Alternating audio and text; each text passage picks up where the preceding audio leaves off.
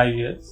నా పేరు డాక్టర్ శ్రీనివాస్ మనోహర్ అండి. నేను teeth replacement specialist and implantologist కూడా. లాస్ట్ 10 yearsగా ఇంప్లాంట్ ప్రాక్టీస్ చేస్తున్నాను.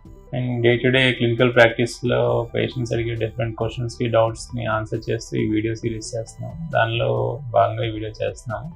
ఈ వీడియోలో నేను చెప్పబోయేది ఏంటి, ఇంప్లాంట్ సర్జరీ అయ్యాక ఇమీడియట్గా నెక్స్ట్ మీరు తీసుకోవాల్సిన జాగ్రత్తలు ఏంటి అండ్ వాటిని పోస్ట్ ఇంప్లాంట్ ఇన్స్ట్రక్షన్స్ అంటామండి. ఇంప్లాంట్ సర్జరీ తర్వాత తీసుకోవాల్సిన కేర్, రెగ్యులర్ ఎక్స్ట్రాక్షన్కి దీనికి చిన్న డిఫరెన్స్ ఉంటాయి. పన్ను తీసాక మేము గాజ్ కానీ కాటన్ ప్యాక్ కానీ ప్రెషర్ ప్యాక్ పెడతాము. ఇంప్లాంట్స్లో అలాంటి ప్రెషర్ ప్యాక్లు ఏమి పెట్టమండి, మ్యాక్సిమం సూచరింగ్ చేసేస్తాం. సో ఓపెన్ wound అసలు ఉండే అవకాశమే లేదు. మేము ఇంప్లాంట్ పెట్టాక ప్రెషర్ ప్యాక్ అనేది పెట్టాం. ఫస్ట్ 24 hours ఫాలో అవ్వాల్సిన ఇన్స్ట్రక్షన్స్ అని వేరేగా చెప్తాం. After 24 hours to 1 week or 10 days follow అవ్వాల్సిన ఇన్స్ట్రక్షన్స్ వేరేగా ఉంటాయండి. ఈ ఇన్స్ట్రక్షన్స్ అన్నీ కూడా బ్లీడింగ్ అవ్వకుండా జాగ్రత్తలు తీసుకోవడానికి కావాల్సిన ఇన్స్ట్రక్షన్స్ ఇస్తాం. అంటే ఆ ఫామ్ అయిపోయిన బ్లడ్ క్లాట్ అనేది డిస్టర్బ్ అవ్వకుండా ఏం చేయాలి అనే దాని మీద ఇన్స్ట్రక్షన్స్ ఉంటాయండి. అండ్ ఆఫ్టర్ 24 hours చేయమనే ఇన్స్ట్రక్షన్స్ అన్నీ కూడా ఆ వూండ్, ఆ సర్జికల్ సైట్ని నీట్గా ఎలా మెయింటైన్ చేయాలి అనే వాటిని అడ్రస్ చేస్తూ ఉంటాయి. సో ఫస్ట్ 24 hours తీసుకోవాల్సిన మేజర్ థింగ్ ఏంటంటే కనుక ఫుడ్ పార్టికల్స్ ఉంది. ఫుడ్ వేడివి, గట్టివి, కారంవి తీసుకోకూడదండి. ప్రిఫరబుల్ చల్లగా ఏదైనా తీసుకోవచ్చు. ఐడియల్గా మాట్లాడితే కర్డ్ రైస్, ఎందుకంటే సాఫ్ట్గా ఉండి చల్లగా తీసుకోగలిగేది అది కాబట్టి మనం ఫుడ్కి అది తీసుకోవచ్చు. కొంతమంది ఇలా చెప్పాం కదా అని కంప్లీట్ లిక్విడ్ డైట్లో ఉండిపోతూ ఉంటారు. లిక్విడ్ డైట్ అసలు ఉండొద్దు అని నేను సజెస్ట్ చేస్తానండి. నా పర్సనల్ ఒపీనియన్ ఏంటి అంటే మనం నెక్స్ట్ ప్రొసీజర్ అయ్యాక యాంటీబయాటిక్స్, పెయిన్ కిల్లర్స్ అవన్నీ వాడుతూ ఉంటాము. సో స్టమక్లో ఏదైనా సాలిడ్ సబ్స్టెన్స్ ఉంటేనే మంచిది అనేది నా పర్సనల్ ఒపీనియన్. సో అందుకే నేను ఎవరికైనా సరే కర్డ్ రైస్ కానీ ఏదైనా తినమంటాను. కొంతమంది పర్టికులర్గా వూండ్ ఇదవుతుంది కదమ్మా, కొన్ని రకాల పప్పులు తినకూడదు కదా అని కూడా అడుగుతూ ఉంటారు. అలాంటిది ఏమీ లేదండి. మీరు ఎలాంటి ఫుడ్ అయినా తీసుకోవచ్చు, ప్రొవైడెడ్ అది వేడిగా ఉండకూడదు, గట్టిగా ఉండకూడదు, స్పైసీగా ఉండకూడదు, ఇవి లేకుండా చూసుకోండి. ఫస్ట్ 24 hours అంటే సర్జరీ అయ్యాక మనం చెప్పేది చల్లగా తీసుకున్నప్పుడు కొంతమంది ఐస్ క్రీమ్ అలాంటివి కూడా తినడానికి ప్రిఫరెన్స్ ఇస్తారు. ఐస్ క్రీమ్ తినాలంటే తినొచ్చండి, మీరు డయాబెటిక్ కాకపోతే, చల్లగా ఉంటుంది కాబట్టి. కానీ దానిలో మళ్ళీ థిక్ షేక్, మిల్క్ షేక్కి వెళ్ళి స్ట్రాతో పీల్చే పని ఏది చేయకూడదు. అండ్ లిక్విడ్స్ కొంతమంది కూల్ డ్రింక్స్ వాటికి వెళ్తూ ఉంటారు. గ్యాస్ కంటెంట్ ఉన్నది ఏది కూడా యూజ్ చేయొద్దండి. సో ఫ్రూటీ, మాజా లాంటివి తీసుకోవచ్చు. అండ్ ఏ లిక్విడ్ తీసుకున్నా సరే స్ట్రాతో సక్ చేయొద్దండి. మీరు స్ట్రాతో పీల్చుతున్నారంటే నోట్లో నెగిటివ్ ప్రెషర్ క్రియేట్ అవుతుంది. ఆ వూండ్ నుంచి కూడా బ్లడ్ క్లాట్ని డిస్టర్బ్ చేయాలాగా మీరు సక్ చేస్తున్నట్టు. సో స్ట్రాతో పీల్చే పని ఏమీ చేయకూడదు. ఖర్చు పెట్టుకొని తాగితే మంచిది ఏం తీసుకున్నా సరే. అండ్ ఇంకోటి ఏంటి అంటే గార్గిలింగ్ అండి.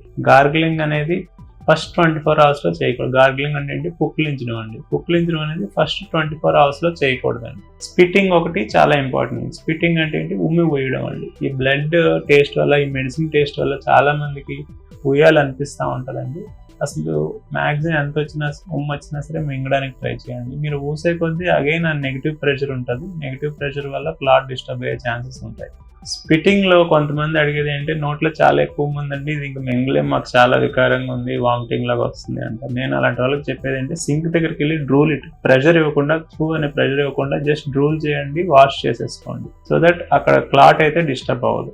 ఫస్ట్ 24 hours ఇవి తీసుకోవాలండి ఇన్స్ట్రక్షన్స్. నెక్స్ట్ 24 hours తర్వాత చేయాల్సిన ఒకటే మేజర్ టాస్క్ ఏంటి, ఏం తిన్నా సరే పుక్కిలించాలి. ఏం తిన్నా సరే వెంటనే పుక్కిలించాలి. పుక్కిలించాలి అంటే అర్థం ఏంటి, నీట్గా, జెంటిల్గా, అగ్రెసివ్గా గార్గిలింగ్ చేయకుండా పుక్కిలించుకోవాలి. ఏమేమి పుక్కిలించవచ్చు అంటే ఫస్ట్ థింగ్ మౌత్ వాష్ అండి. క్లోరెక్సిన్ అనే ఒక కంటెంట్ ఉంది, మౌత్ వాష్ మీకు డాక్టర్ సజెస్ట్ చేస్తారు, ఆ మౌత్ వాష్ వాడచ్చు. అండ్ లేదు గోరువెచ్చని నీళ్ళలో ఉప్పు వేసుకొని, లూక్వామ్ వాటర్లో సాల్ట్ వేసుకొని అది కూడా పుక్కిలించవచ్చు. ఏమీ లేదంటే నార్మల్ వాటర్లో పుక్కిలించవచ్చు అండి. మెయిన్ లాజిక్ ఏంటంటే కనుక సూచర్స్ వేస్తాం కదండి, కుట్లు వేస్తాం ఒక్కొక్కసారి. ఆ కుట్లకి ఫుడ్ ఇరికించుకుంటారండి. ఈ ఫుడ్ ఇరికించుకోవడం వల్ల ఏమవుతుంది, ఏదైతే చిగురు దగ్గర చేసి పెట్టామో అది ఇంకా అతుక్కోదండి. బ్యాక్టీరియా గ్రోత్ ఎక్కువ ఉంటుంది, ఇంప్లాంట్ కూడా డిస్టర్బ్ అయ్యే ఛాన్స్ ఉంది, హీలింగ్. సో ఏం తిన్నా సరే వెంటనే గార్గిల్ చేయండి. ఎన్నిసార్లు చేయాలి రోజుకి అనే క్వశ్చనే లేదండి. చిన్న బిస్కెట్ తిన్నారు వెంటనే పుక్లించి చూసేసేయండి. పుక్లించడం అంటే ఆయిల్ పుల్లింగ్ గంటలు చేయబాకండి. Hardly 30 seconds to 1 minute more than enough అండి. నీట్గా గార్గిల్ చేసి పుక్లించండి. ఎక్కువ సార్లు మౌత్ వాష్ లాంటివి పుక్లిస్తే ఏమవుతుంది, ఎక్కువ సార్లు అంటే ఎక్కువ టైం పుక్లిస్తే ఏమవుతుందంటే నోరంతా పోసినట్టు టేస్ట్ మారిపోతుందండి. అదే రిపీటెడ్గా మీరు చేస్తామంటే టీత్ స్టైనింగ్ కూడా అవుతాయి. ఆ స్టైన్స్ రిమూవ్ చేయడం చాలా కష్టం అండి. సో ఎక్కువసేపు ఆయిల్ పుల్లింగ్ లాగా మౌత్ వాష్లు ఎప్పుడు వాడబాకు. అండ్ సర్జికల్ సైట్ని ఎలా ఉందో చూడడానికి ఫింగర్స్ పెట్టడం, నాలికతో పుష్ చేయడం అలాంటివి ఏం చేయకండి. ఇవి మేజర్ ఇన్స్ట్రక్షన్స్ అండి. అపార్ట్ ఫ్రమ్ దిస్ ఏవైనా ఇంపార్టెంట్ మాట్లాడుకోవాలంటే 2 విషయాలు. ఒకటి, పడుకునేప్పుడు స్వెల్లింగ్ వచ్చే అవకాశం ఉంటుంది. పడుకునేప్పుడు మీరు అటువైపు తలపెట్టి పడుకుంటే కనుక ఆ ఏరియా ఏదైతే వూండ్ అయిందో అటువైపు తలపెట్టి పడుకోకూడదు.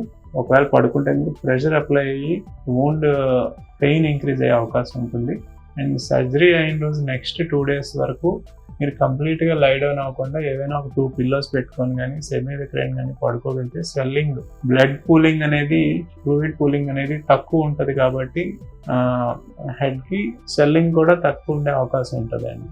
సో ఇంకా అడిషనల్గా స్వెల్లింగ్ ఏమైనా చేయొచ్చు అంటే ఐస్ ప్యాక్ కూడా పెట్టచ్చు. సర్జరీ అయ్యాక ఒక 1 hour తర్వాత మీరు ఐస్ ప్యాక్ పెట్టాలి. ఐస్ ప్యాక్ కంటిన్యూస్గా పెట్టకూడదండి, ఇంటర్మీడియట్గా పెట్టాలి. ఒక 1/2 minute నుంచి ఒక 2 minutes గ్యాప్ ఇవ్వడం, మళ్ళీ 1/2 minute అలాగే ఇంటర్మీడియట్గా పెట్టడం కూడా బెనిఫిట్ అవుతుంది. And apart from these instructions మీకు ఇచ్చిన మెడికేషన్ని టైం టు టైం వాడండి. దానిలో పెయిన్ కిల్లర్ ఉంటుంది. పెయిన్ కిల్లర్కి ఇంకో ప్రాపర్టీ ఏంటంటే టిష్యూ ఇరిటేషన్ తగ్గించడం, యాంటీ ఇన్ఫ్లమేటరీ అంటాము. సో పెయిన్ ఉన్నా లేకపోయినా సరే అట్లీస్ట్ ఒక 3 days వాడండి. మీకు జరిగిన టైప్ ఆఫ్ సర్జరీ బట్టి యాంటీబయాటిక్స్, పెయిన్ కిల్లర్స్ ప్రిస్క్రైబ్ చేస్తాము. ఆ పెయిన్ కిల్లర్స్ని, యాంటీబయాటిక్స్ని 3 days కానీ 5 days కానీ 7 days కానీ అలా ఎక్స్టెండ్ చేస్తూ ఉంటాము. మీ కండిషన్ బట్టి మేము ఎన్ని రోజులు వాడాలి అనేది చెప్తామండి. ఇంప్లాంట్ సర్జరీ అయ్యాక మీరు ఎక్స్పెక్ట్ చేయాల్సిన కాంప్లికేషన్స్ ఏమైనా ఉన్నాయంటే మోస్ట్ కామన్ అందరూ మన దగ్గరకు వచ్చేది స్వెల్లింగ్ అండి. వాపు వచ్చింది, చిన్న దెబ్బ తగిలితే ఎలా వాపు వస్తుందో మనం ఇంప్లాంట్ సర్జరీ దగ్గర బోన్ని కొంచెం డ్రిల్ చేసాం కాబట్టి బోన్ని ఇంజ్యూర్ చేసినప్పుడు ఆటోమేటిక్గా స్వెల్లింగ్ కలెక్ట్ అవ్వడం సహజం. అది న్యాచురల్ బాడీ రెస్పాన్స్. ఒక్కొక్క ఇండివిజువల్కి ఒక్కొక్కలాగా, కొంతమందికి ఎక్కువ స్వెల్లింగ్ వస్తుంది, కొంతమంది తక్కువ స్వెల్లింగ్ వస్తుంది. అది బాడీ నేచర్ మీద డిపెండ్ అవుతుంది, టైప్ ఆఫ్ ప్రొసీజర్ బట్టి కూడా డిపెండ్ అవుతుంటుంది. అండ్ పేషెంట్స్ దగ్గర నుంచి next day morning, surgery next day morning call వచ్చిందంటే వాళ్ళు చేసే మోస్ట్ కామన్ మిస్టేక్ ఏంటి అంటే స్పిట్టింగ్ చేస్తుంటారు, క్లాట్ డిస్టర్బ్ అయ్యి బ్లడ్ వస్తుంది అని చెప్తారు. అది first major common complaint. And 1 week తర్వాత మేము సూచర్ రిమూవల్కి వచ్చినప్పుడు ఏమైనా మనం ఇష్యూ నోటీస్ చేస్తామంటే కనుక థ్రెడ్స్ ఫుడ్ ఇరికించుకొని వస్తారు. దీనికి రెమెడీ ఏంటి అంటే కనుక ఏం తిన్నా సరే వెంటనే గార్గిల్ చేయడం. ఈ వీడియోలో ఇప్పుడు వరకు మొదటి 24 గంటలు సర్జరీ అయ్యాక ఫస్ట్ 24 hours తీసుకోవాల్సిన కేర్ గురించి చెప్పాను కదండి. నెక్స్ట్ పార్ట్లో ఆఫ్టర్ 24 hours తీసుకోవాల్సిన కేర్ ఏంటి అనేది క్లియర్గా ఎక్స్ప్లెయిన్ చేస్తాను. Hope this information is very useful for you. Thank you.